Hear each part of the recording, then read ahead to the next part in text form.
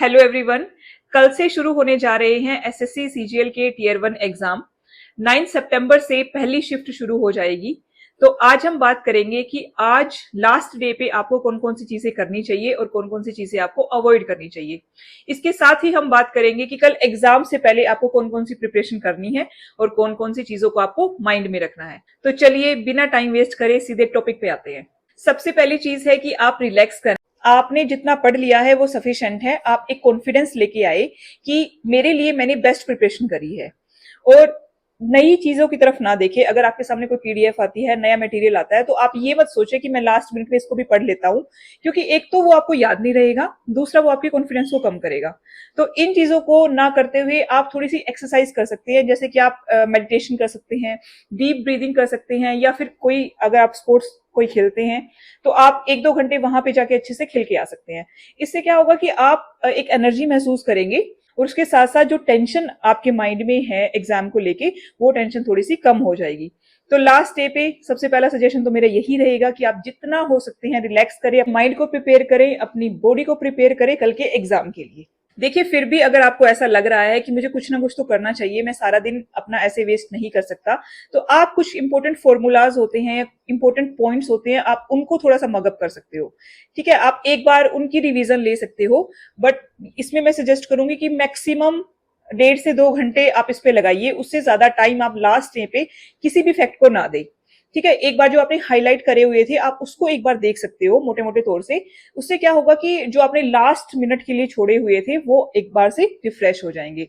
अगर आपको करना ही है तो आप सिर्फ इतना करिए कि आप अपने जो इंपॉर्टेंट पॉइंट्स हैं, इंपॉर्टेंट फॉर्मूलेज हैं, एक बार आप उनको देख लीजिए। ठीक है, तीसरा पॉइंट जो रहेगा वो है बैलेंस्ड डाइट का। देखिए, आज रात की स्लीप आपके लिए बहुत इंपॉर्टेंट रहेगी। आप जितना रेस्ट आज आप करेंगे उतना ही वो आपके एग्जाम के लिए बेनिफिशियल रहेगा। देखिए, वैसे तो एग्जाम की टेंशन में हम रात को सो नहीं पाते हैं, क्योंकि हमें एग्जाम सेंटर भी पहुंचना होता है, तो हमारे दिमाग में 100 तरीके की चीजें चल रही होती हैं कि टाइम से पहुंच पाएंगे कि नहीं, एग्जाम कैसा आएगा, डिफिकल्ट तो नहीं आएगा, मैं उसमें ठीक परफॉर्म कर पाऊंगी कि नहीं कर पाऊंगी। तो इन चीजों को ध्यान में रखते हुए आप एक साउंड स्लीप लीजिए। मैं कहूंगी 8 से 10 घंटे की नींद आप बिल्कुल आराम से लीजिए। आपने जितना टाइम लगाया है अपनी प्रिपरेशन में, उसका रिजल्ट आपको कल के एग्जाम के बेस पे मिलेगा। तो आज आपका एक अच्छी डाइट लेना और अच्छी नींद लेना बहुत जरूरी है। तो सजेस्ट मैं आपको करूंगी कि आप टाइम से सो जाएं, और ताकि कल टाइम से उठे तो आप बिल्कुल फ्रेश माइंड और फ्रेश बॉडी के साथ उठें। और एक साउंड स्लीप के लिए जरूरी है कि आप कम से कम मोबाइल चलाएं। अब ऐसा नहीं है कि आप लास्ट डे पे प्रिपरेशन नहीं कर रहे या कुछ नहीं पढ़ रहे तो आप सिर्फ अपना फोन चलाए जा रहे हैं। स्क्रीन को ज्यादा देखने की वजह से भी हो सकता है कि आपको एक अच्छी नींद ना आए और आप पूरी रात इस टेंशन में रहे कि कल मेरा एग्जाम है। तो मैं आपको सजेस्ट करूंगी कि मतलब शाम के 6 या 7 बजे तक आप अपना फोन बंद करके रख दीजिए और उसके बाद आप सोने चले जाएं, ताकि आप एक साउंड स्लीप ले पाए और बिना टेंशन के आप सुबह उठ पाए। तो ये सजेशन थे आज के लिए कि आज आपको क्या करना है। अब हम बात करेंगे कि कल एग्जाम सेंटर पे पहुंचने से पहले आपको कौन कौन सी चीजें करनी है। एग्जाम सेंटर पे पहुंचने से पहले की जो आपकी प्रिपरेशन है उसमें सबसे पहला पॉइंट ये है कि आप टाइम से पहले पहुंच जाएं। आपने बहुत लंबे टाइम के लिए इस एग्जाम का वेट किया है, तो अगर आपको एग्जाम सेंटर के बाहर 2 घंटे भी वेट करना पड़े तो ये वर्थ इट है। ठीक है, तो मैं आपको सजेस्ट करूंगी कि कम से कम आप 2 घंटे का गैप लेके चले। कई बार ऐसा होता है कि कहीं पे ट्रैफिक हो जाता है या हमें व्हीकल नहीं मिलता तो हम लेट हो जाते हैं। तो इसीलिए कम से कम 2 घंटे का आप गैप रखें कि इन केस कोई ऐसी इमरजेंसी आती है फिर भी आप अपने सेंटर पे टाइम से पहुंच पाए। ठीक है, तो ऐसा मत सोचिए कि मैं बिल्कुल लास्ट मिनट में सेंटर में एंटर होंगी। आप थोड़ा टाइम लेके चलोगे तो आपकी जो अनफोर्सिन सर्कमस्टेंसेस हैं उनको भी आप अवॉइड कर सकते हो। तो ये मेरी सजेशन रहेगी कि आप टाइम से पहले पहुंचे।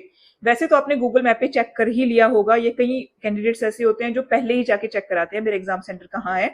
तो एक बार आप इंश्योर हो जाते हैं तो उस जगह पे आप कोशिश करें कि आप 1.5 से 2 घंटे एटलीस्ट पहले वहां पे पहुंच जाए। कुछ नहीं जाएगा अगर आप 1-1.5 घंटा बाहर बैठ जाएंगे, क्योंकि ये आपके पूरे करियर का सवाल है। आपने इसके लिए इतनी सारी प्रिपरेशन करी है, इतने सारे सेक्रीफाइसेस करे हैं, तो प्लीज 1.5 से 2 घंटे पहले आप उस जगह पे पहुंच जाएं। फिर जैसे ही हम एग्जाम सेंटर के बाहर पहुंचते हैं तो हम बहुत सारे कैंडिडेट्स देखते हैं, और मैंने तो ये देखा है कि लास्ट मिनट पे भी लोग अपने बुक्स को, अपने नोट्स को देखते रहते हैं। मुझे तो वो चीज सही नहीं लगती, ना ही मैंने कभी ऐसा करा है, ना ही मैं बुक लेके कभी एग्जाम सेंटर गई हूँ। तो वो चीज आप अवॉइड कर सकते हैं। पर अगर आपको बिल्कुल ही ऐसे पैनिक फील हो रहा है तो आप अपने नोट्स लेके जा सकते हैं, जैसा आपका नेचर है वैसा आप कर सकते हैं। पर मैं आपको सजेस्ट करूंगी कि जो आपके आसपास के कैंडिडेट्स हैं, आप उनसे डिस्कस मत करिए कि आपने कहाँ से पढ़ा है, आपने कितना पढ़ा है, कितने टाइम के लिए आपने प्रिपरेशन करी है, कहाँ से आपने कोचिंग करी है।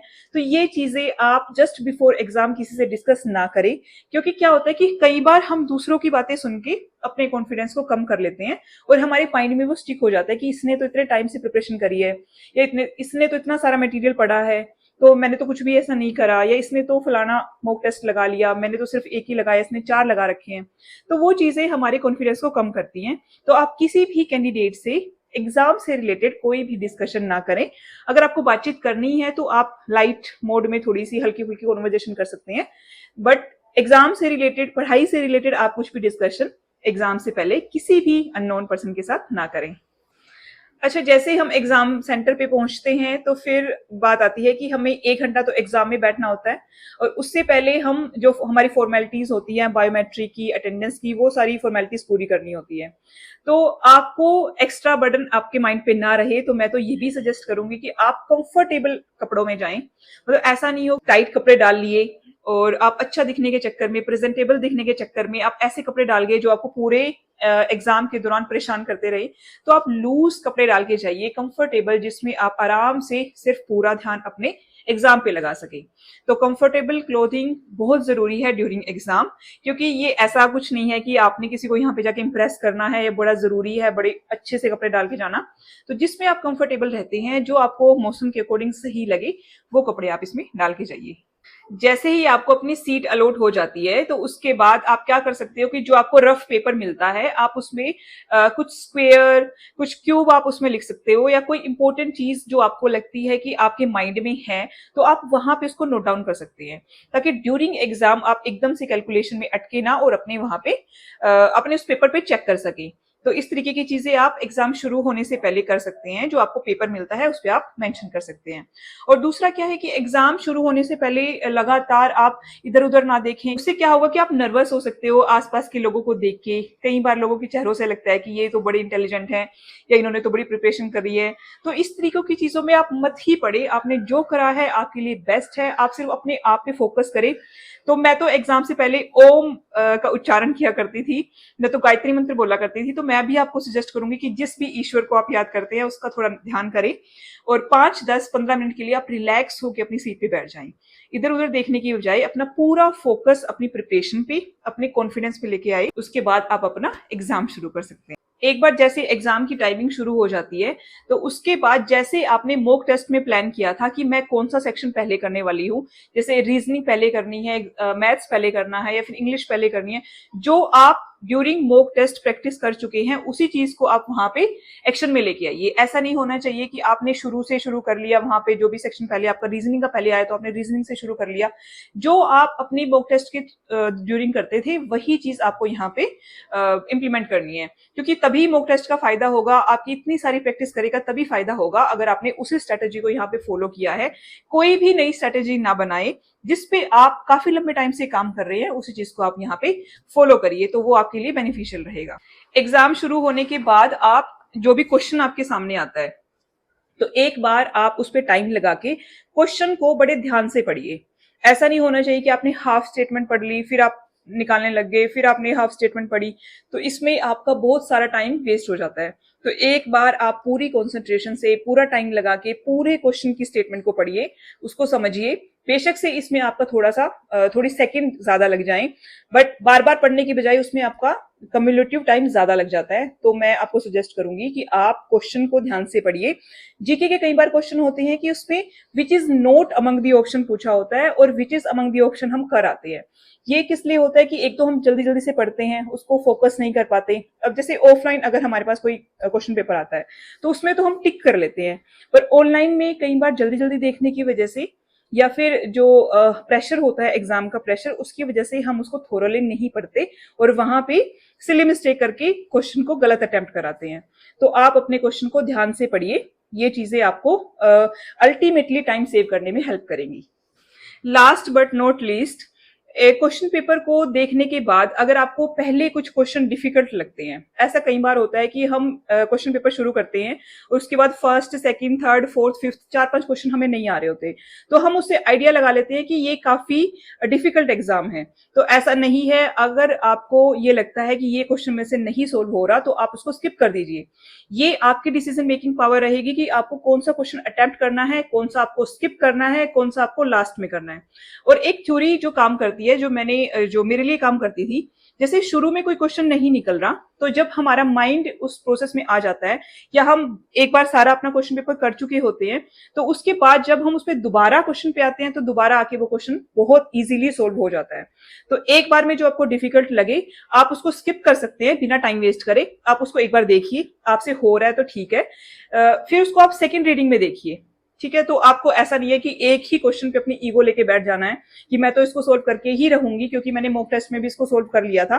वहां पे आपके पास सफिशिएंट टाइम था और स्टेक पे कुछ नहीं था। यहाँ पे आपके पास स्टेक पे बहुत कुछ है, तो आप उसको स्किप करके नेक्स्ट क्वेश्चन पे जाइए। सबसे पहले टर्म में आप सारे इजी क्वेश्चन निकालिए, दूसरे बार में जो आपसे इजीली निकल सके 2-3 अटेम्प्ट में, और तीसरी बार पे आप इतने अच्छे से अपने क्वेश्चन पेपर को करिए कि तीसरी बार आने का आपके पास टाइम रहे, तीसरी रिवीजन का टाइम रहे, और आप तीसरी बार में उन डिफिकल्ट क्वेश्चन को भी कर पाए जो आपने सेकंड टाइम में छोड़ दिए थे।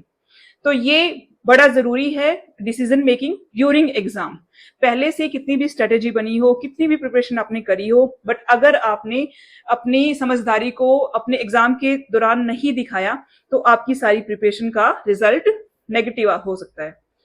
देखिए, लास्ट में मैं सबको ऑल द बेस्ट कहूंगी कि आपने अब तक जितनी भी प्रिपरेशन करी है, जितने भी आपने इस प्रिपरेशन के लिए या अपनी ड्रीम जॉब के लिए सेक्रीफाइसेस करे हैं, वो सब आपके काम आए और आप पीसफुल तरीके से अपने माइंड को पीस में रख के, नर्वस ना होके जितनी आपने प्रिपरेशन करी है उससे ज्यादा ही एडवांटेज आप अपने एग्जाम में ले पाए।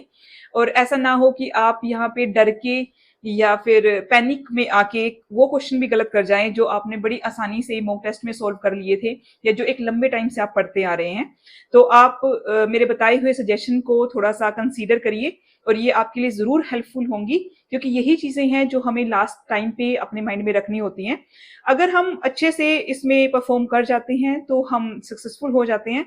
अदरवाइज बहुत सारे कैंडिडेट ऐसे होते हैं जो प्रिपरेशन बहुत ज्यादा करते हैं, बहुत तैयारी करते हैं, बट लास्ट मिनट के जो रश होता है, लास्ट मिनट की जो टेंशन होती है, उसको झेल नहीं पाते और उसकी वजह से एग्जाम में गड़बड़ कर जाते हैं। तो आपके साथ ऐसा ना हो, ऐसी मेरी दुआ रहेगी, और ऐसा मैं आप लोगों के लिए विश करती हूँ कि आप सबकी जो मेहनत है उसको भगवान जरूर देखे। आपका जो ड्रीम है आप उसको जल्दी से पूरा करें और अपने लिए, अपने परिवार के लिए एक सिक्योर जॉब को आप हासिल करें।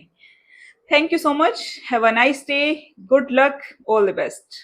And please like this video and subscribe to my channel. Thank you so much. Have a nice day.